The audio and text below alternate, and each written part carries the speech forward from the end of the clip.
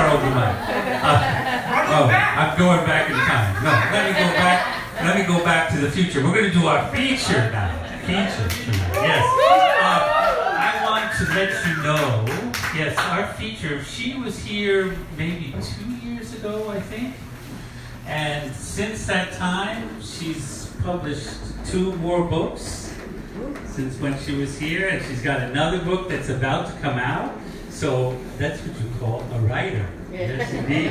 She's multi-talented, also a dancer, community organizer, journalist, Lowell resident. Woo! She has some cats. She's a really wonderful person. Give it up for Meg Smith.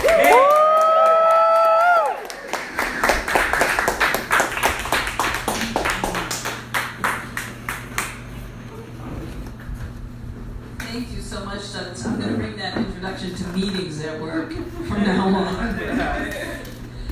First of all, I just want to say thank you to Douglas and to Ricky for this amazing poetry venue. Poetry is a force of nature here in Lowell, going all the way back to the Mill Girls and the other people who built this city, literally from the bricks and from their blood and tears. And so to have a live poetry reading such as this for the community is really carrying on and continuing a great and sacred heritage. In 13 years, I'm sure the spirits of Jack Kerouac, who was born here, Edgar Allan Poe, and Charles Dickens, who visited here, and the Mill Girls, who created the Lowell Offering, which was Lowell's first literary journal, are all applauding in the heavenly host. So please give it up for our great host for this tradition.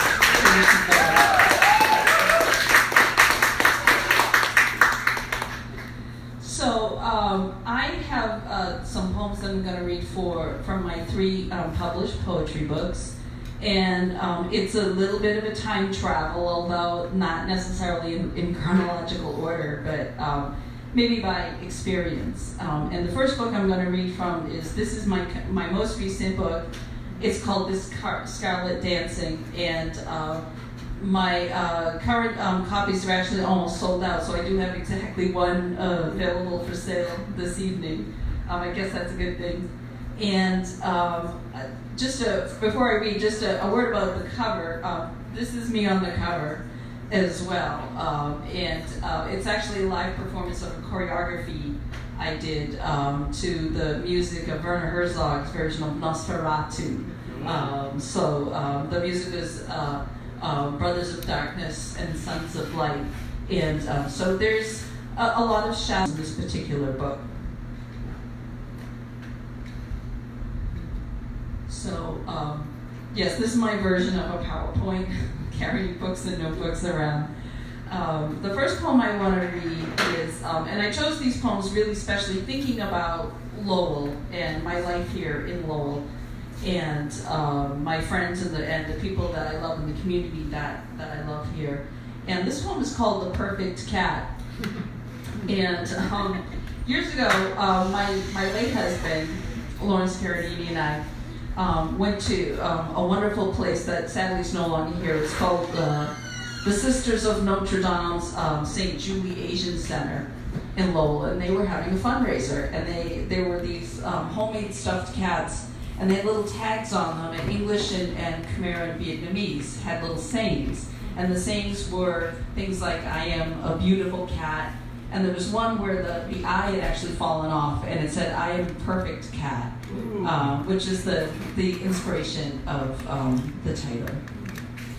Moon eye, button eye, hail of sequins and hissing threads, sutured in an unhissing mouth. Mouth of meows it is and opens. I am a perfect cat. The moon leaps from a sewing box. Moon of moons, deep sea red, to overtake the cats as they sleep in the steam bath of fjords between men and women. Oh, who in this bed is perfect? Inky musk. A cat wakes, whisper cat, with sewn mouth meows, one sequin eye in a pool of glue. With that one eye it stares and growls, I am a beautiful cat. All the cats die for beauty. They fall from trees, from milk crates, and into the slim gutter outside the door. All the cats cry out, "Oh, Bast, oh, Nefertiti, oh, Elizabeth Taylor, I lost. Save me from the soldiers who would drown me with an adulterous woman, or from the priest who strapped me to Joan of Arc. O Bast of Betty Davis eyes, I am climbing the side of heaven to you. O Bast, rebirth me, dump me out again, a wet mole lump into, not on my work pants, damn it. O saint of gutter cats, I am coming to you with my sewn mouth, and I cry out to heaven, I am a smiling cat. In heaven, cats guard the couches they disemboweled, and the sparrows they spat up with Gloriana. Perfect cat, smiling cat, beautiful cat, furry mouth of soul. Thank you.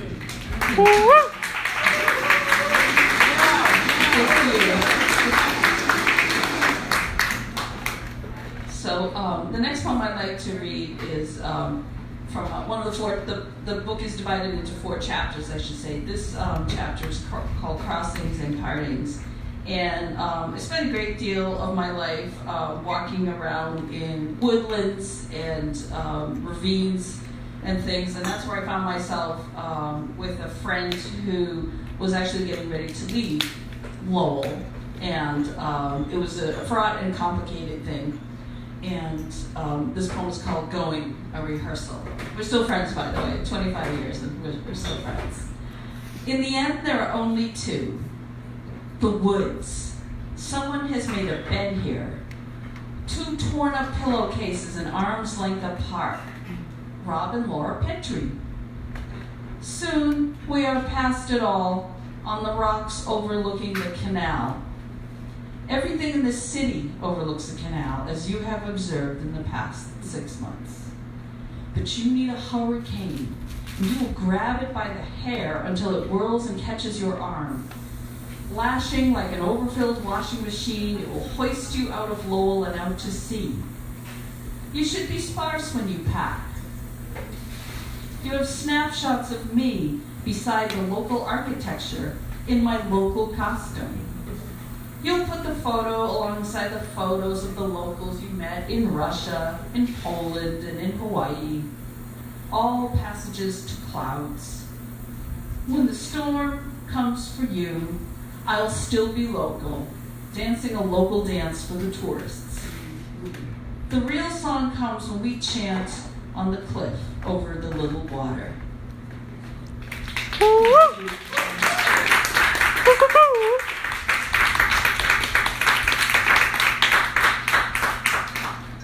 Thank you. So now I'd like to read a couple of poems from my book, Dear Deepest Ghost, which I also have here for sale. And obviously any of the books that are sold, I'll be honored to sign as well.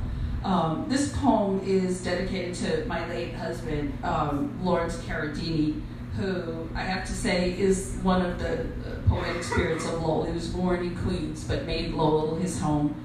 And he was president of the Lowell Celebrates Kerouac Festival for many years. And just a great person, a zoologist, an environmental scientist. And animals would come running, crawling, flying up to him from everywhere. Birds, cats, dogs, caterpillars, squirrels. 2 years before he died, even when he was quite ill, he wanted always to finish his Doctor of Science in vertebrate zoology, which he did. And he is now and forever bound to the kindred spirits of all things living. And so this poem is called Doctorate Among the Living. Larry, whatever was that white fleeting under the power lines, under the horns of Mars, Black Dove, what was that shadow on the Merrimack, whooping crane or on the sidewalk? A cat molded from night that brooks no passage without first a poem. They all do conciliate. Larry, you were the one true vertebrate, walking upright in the great river of folkways. Standing, casting, gathering to yourself fish, and now I among them. still cannot contain you, transcending all ever backbone to my finest ever silver cloud.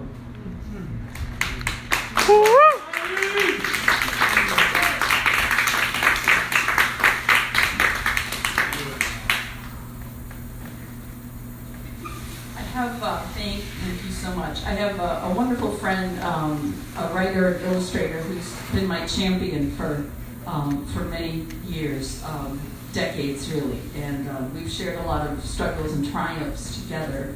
And he talked about Lowell as a place of hauntings and a place of beginnings, and a place for hearts to come together. And so I wrote this poem for him. His name is Jeffrey Thomas. He's an incredibly talented writer. And this poem is called A Necropolis for You. Red brick, the green froth of the waterfall, a grotto where a candle waits. You'll find us there. You came from such a place, gray in its countenance, a street, a lamp, a parting. And I returned here. I might sleep, but in the dark space, you become more than shadow, more than clay. What do you fear here? The rush of ether, the keen ridges of your scar, a bridge of no such vertebrae. I sleep and I wait among the cats, amid the rushing sounds. Come to us. We're all alive here. Come for us. We'll meet you at the gate.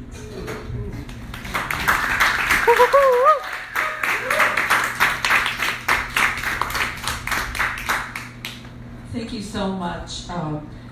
Before I go on, these are some poems from my very first poetry book called The First Fire, which I also have here available. And I also just wanted to give a shout to our great host here at Brew'd Awakening. Delicious food and service and hospitality, and tips are great too. So this book as I said, was the very first book of poetry that I ever published, and it was first published in 1995. And so it reflects a lot of the feelings that I had living here in Lowell and some of the people that I met. Lowell is my adopted home, and it reflects many things, but I wanted to share a couple of poems about some of the people that I met in my travels here. And one of them was a little boy, about 5 years old. He was our next door neighbor for a time. His name was Jeffrey. He was is deaf, and he also was not only limited in his hearing, but also in his verbal abilities. And I watched Jeffrey almost every day sort of create a world based on his own logic. And so this poem is inspired by him, and it's called Master of the Flood. Jeffrey baptizes. He climbs the chain link fence and steals a fish from our compost heap. He plunges it into a rain-filled barrel. When the water does not force breath through its gills, he presses the fish to his chest and sobs. In his sleep, he herds the fish through the gutters and oily puddles with rainbow sheen. He stops and kneels to drink the rainbow, knowing it is God's covenant never again to destroy the earth with water. Nice.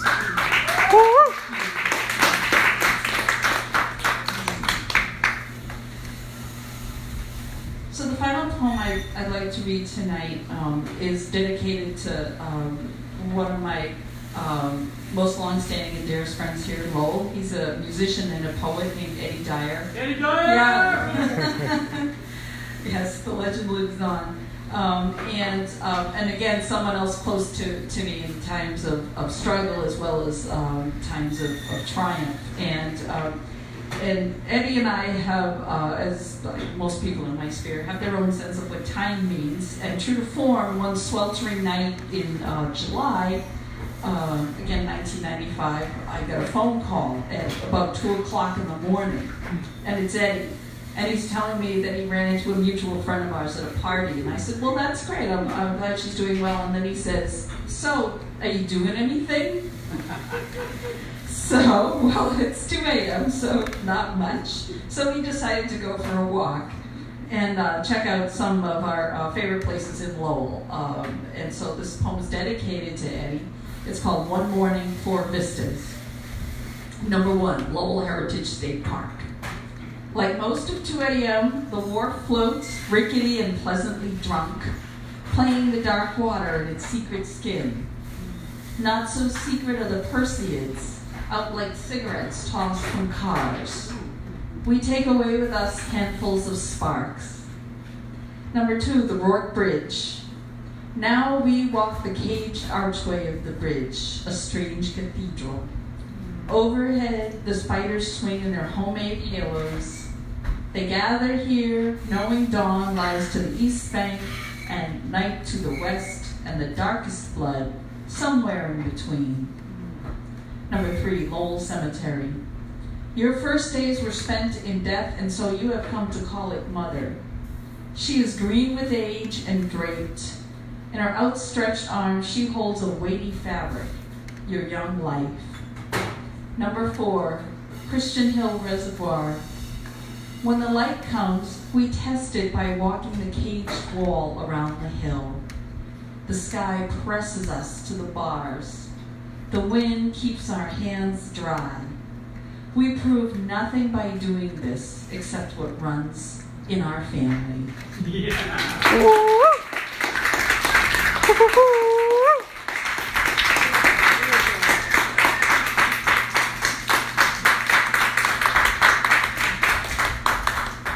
Thank you so much. Thank you for listening.